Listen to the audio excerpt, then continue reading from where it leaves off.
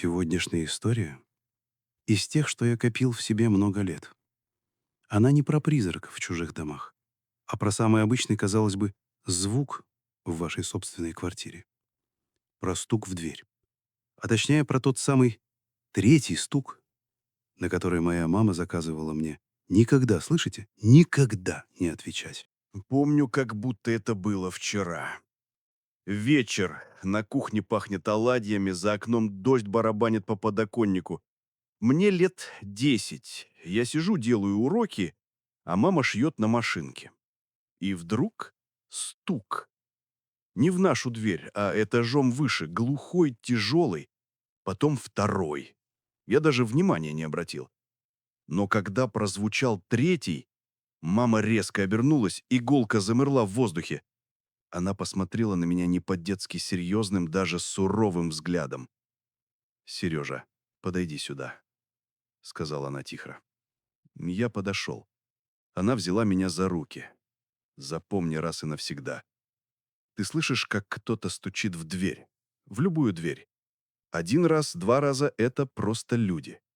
Но если ты слышишь третий стук, ты не просто не должен открывать. Ты не должен отзываться. Не должен спрашивать, кто там. Ты должен замереть и молчать, пока стуки не уйдут. Пока не станет тихо. Я, конечно, удивился. «Мама, а почему? Что будет?» Детское любопытство — страшная сила. Мама покачала головой.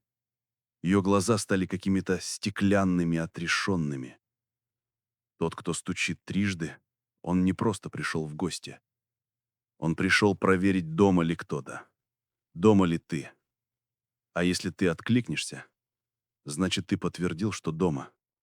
И он может зайти всегда. Для меня это было как страшная сказка на ночь. Я, честно говоря, не особо верил. В нашей панельной девятиэтажке стучали постоянно. Соседи, почтальоны, пьяные, заблудившиеся. Я даже завел себе блокнотик, где ставил палочки. Один стук, два стука. Третий стук случался редко. И я, затаив дыхание, как мышь, сидел и слушал, как он затихал. Мне казалось, это такая игра. Прятки со всем миром. Мама никогда не объясняла, откуда взялось это правило. Но иногда, когда я ее спрашивал, она говорила обрывками фраз. «Моя бабушка, твоя прабабушка Устинья, из деревни. Она знала такие вещи. Говорила, что дверь — это не просто дерево и железо. Это граница. А стук — это просьба эту границу переступить. Один стук — вежливая просьба, два — настойчивая, а три — это уже не просьба, это проверка, ловушка. Шли годы. Я вырос, стал самостоятельным. Переехал в свою небольшую, но уютную однушку на окраине города. Студенческая жизнь, работа, друзья — все это вытеснило детские страхи в самый дальний угол памяти. Мамино предупреждение стало семейным анекдотом. Когда ко мне в гости приходили друзья и стучали, я мог крикнуть: «Да и какой по счету? Только не третий!» Все смеялись. Но все изменилось в одну дождливую ноябрьскую ночь. Ночь, которая разделила мою жизнь на «до» и «после». Был глубокий четверг. Я работал под тревожную атмосферную музыку. За окном выл ветер, дождь стучал по стеклу, как назойливый сосед. Часы показывали без 15:03 ночи. Я уже собирался выключать компьютер, как вдруг, сквозь шум дождя и музыки, до меня донесся звук. Я вздрогнул, выключил музыку. В квартире воцарилась гробовая тишина, нарушаемая только завываниями ветра. «Показалось», — подумал я и потянулся к кружке со остывшим чаем. Четче, тверже. Стучали именно в мою дверь. Сердце ёкнуло. Кому в 3 часа ночи может понадобиться? Может, сосед пьяный? Или полиция?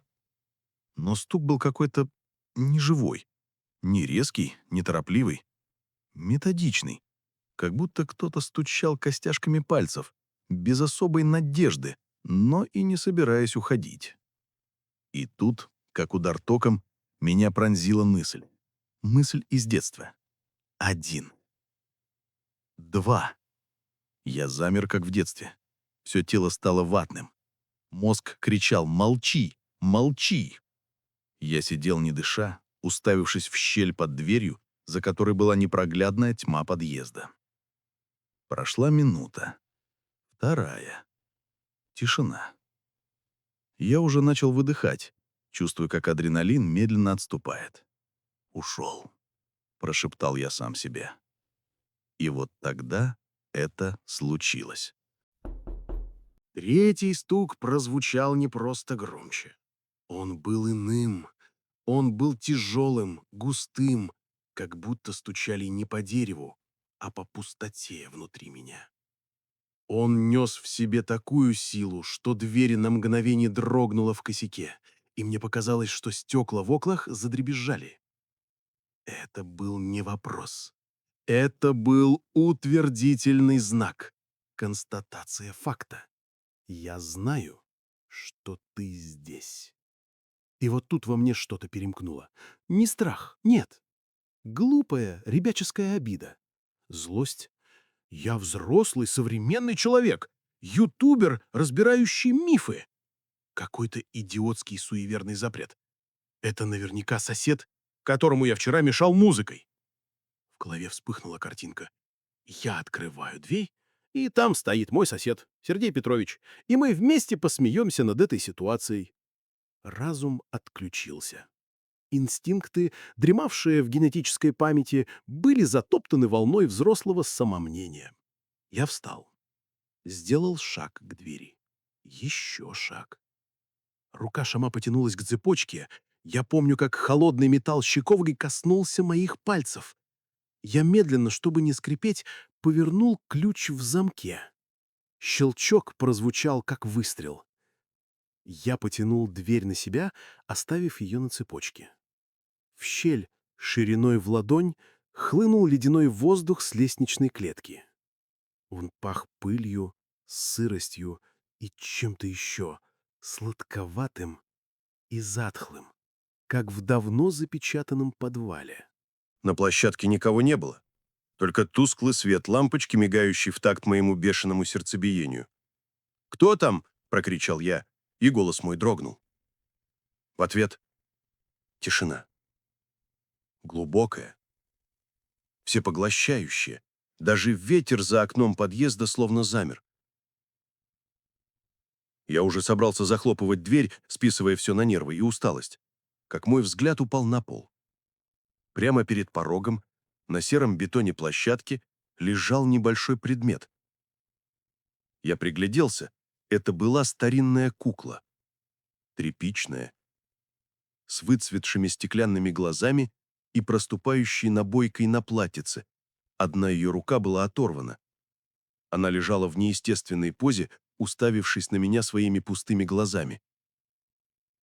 Меня бросило в жар. Это было не случайная потеря. Это было послание. Я резко захлопнул дверь, повернул ключ и прислонился к ней спиной, дрожа всем телом. Глупая злость улетучилась, сменившись животным, первобытным страхом. Мама была права. Я откликнулся. Я подтвердил свое присутствие. И что ты теперь знала, что я дома? Последующие дни стали сплошным кошмаром. Я почти не спал. Каждый звук за дверью заставлял меня подпрыгивать. Я отменил все съемки. Сказал друзьям, что заболел. Мир сузился до размеров моей квартиры, которая из уютного гнездышка превратилась в клетку. Сначала визиты были редкими. Раз в 2-3 дня, всегда глубокой ночью, раздавался тот самый тройной стук. Теперь я не подходил к двери. Я лежал, уткнувшись лицом в подушку, и молчал, как меня учили. Но молчание уже не помогало. Оно не прогоняло гостя. Оно лишь подтверждало, что игра началась, и я в ней участвую. Потом все стало хуже. Стуки участились, они приходили каждую ночь, а потом и днем. Я мог мыть посуду, и вдруг раздавалось тук-тук-тук. Я замирал с тарелкой в руках, и стуки повторялись снова, уже настойчивее, злее. Однажды ночью я проснулся от ощущения, что в квартире кто-то есть. Я лежал, не двигаясь, и слышал тихие шаги в прихожей, медленные, шаркающие. Я видел под дверью в спальню тень, которая перекрывала свет из окна в гостиной. Я не дышал. Шаги остановились у самой двери, и тогда я услышал не стук, а скребущий звук, как будто кто-то медленно проводил длинным ногтем по дереву, снизу вверх. Потом тишина и снова скребок. Это длилась вечность. Утром я нашел на двери в спальню длинную, едва заметную царапину. Я превратился в затворника. Заказал еду с доставкой, но просил оставлять ее у двери. Я ждал, пока курьер уйдет, и лишь тогда, приоткрыв дверь на цепочке, быстро затаскивал пакет внутрь. Однажды, делая это, я увидел на противоположной стене подъезда прямо напротив моей двери нарисованный углем или сажей странный символ. 3 концентрических круга, перечеркнутых волнистой линией. Он смотрел на меня, как слепой глаз. Я понимал, что схожу с ума. Но я также понимал, что это не галлюцинации. Это было что-то реальное, осязаемое, что вошло в мою жизнь потому, что я сам его впустил. Кульминация наступила в пятницу. Я сидел перед телевизором, пытаясь отвлечься на какой-то дурацкий сериал. Было около 11 вечера. Внезапно свет лампы меркнул, телевизор захлебнулся статикой и выключился. В квартире воцарилась тьма и тишина. И сквозь эту тишину прозвучал стук, но не в дверь. Оно было внутри. Оно прошло сквозь дверь. Мое последнее укрытие было нарушено. Я почувствовал, как по спине побежали мурашки. Воздух стал густым и ледяным. Я не видел ничего, но чувствовал присутствие. Огромное, древнее, безразличное ко мне, как бульдозер к муравейнику. Оно просто проверяло. И сейчас оно было здесь, чтобы завершить проверку. Я закрыл глаза, пригнув голову к коленям.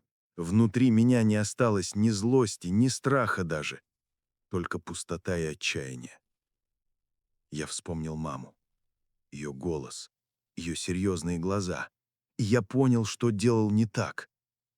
Я не просто молчал. Я боялся. Я сопротивлялся.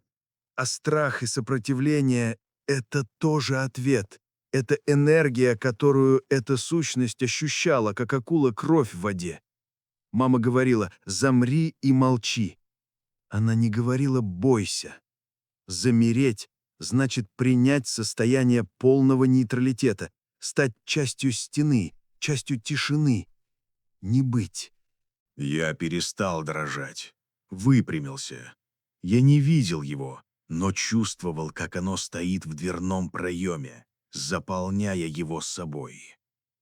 Я представил, что я воздух, что мои мысли — это пылинки, кружащиеся в луче фонаря за окном, что мое сердце — это просто насос, не имеющий ко мне отношения.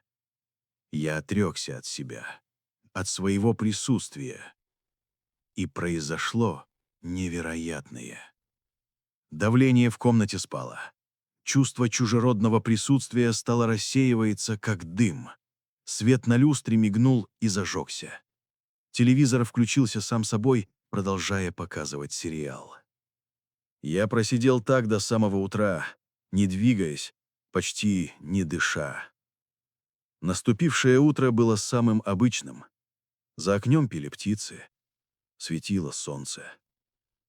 Но я знал, что это не конец. На следующий день я позвонил маме. Я ничего не рассказал ей о случившемся. Я просто спросил: «Мама, что было с прабабушкой? Почему она так боялась третьего стука?» Мама помолчала, потом вздохнула. Она была знающей, Сережа. В их деревне жил один человек. Одинокий и злой, его сторонились. Говорили, он умел отзывать души. Приходил к дому, где был больной или ослабленный человек, и стучал. Один раз, другой. Если на третий стук ему не отвечали, он уходил. А если кто-то откликался, наутро этот человек был уже не совсем жив. В нем будто что-то гасили. Прабабушка видела это. Она сказала, что такие сущности, они всегда ходят по миру. Они стучатся не в двери домов, а в двери внимания. Они ищут тех, кто их услышит, кто проявит слабину. Страх, любопытство, злость — для них это открытая дверь. Молчание — единственный замок, который они не могут сломать. Я переехал из той квартиры через месяц. Не потому, что стуки повторились. Нет, они больше никогда не возвращались. Но я больше не мог там жить. Каждая тень, каждый скрип напоминал мне об этом опыте. Что это было? Призрак? Демон? Блуждающая психоментальная структура? Паразиты, из измерения о которых мы не имеем понятия? Я не знаю и, наверное, не хочу знать. Но я усвоил урок на всю жизнь. Мир полон не только тем, что мы видим. Есть вещи по ту сторону привычной реальности. И существуют древние правила, дошедшие до нас в виде суеверий и бабушкиных запретов. Мы, современные люди, считаем их чепухой. Но, возможно, это не чепуха. Возможно, это инструкции по выживанию, оставленные теми, кто столкнулся с чем-то, что мы, в нашей уверенной спешке, предпочитаем игнорировать. Так что, друзья, если вы однажды услышите ночью третий стук в дверь, не повторяйте мои ошибки. Не будьте умнее вековой мудрости. Просто замрите, станьте тишиной. И помните, некоторые двери лучше никогда не открывать, даже голосом, потому что по ту сторону может оказаться что-то, для чего ваш мир — всего лишь еще одна дверь, в которую можно постучать.